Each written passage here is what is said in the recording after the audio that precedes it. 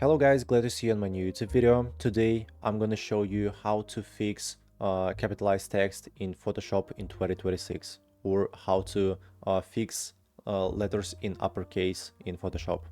So let's get started. As you can see, this text in uppercase and this text too. So how to edit it to this result. So all you need to do is just select the text tool, then select this word and click right here on three dots. Then click on other properties. Okay, and here in this window you have to scroll down a little bit until you find this option. So just click on it and there it is, and do the same thing with this text.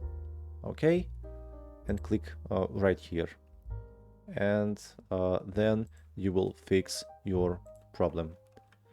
Hope my video was really helpful for you. Please don't forget to like this video and subscribe to my channel. Bye bye.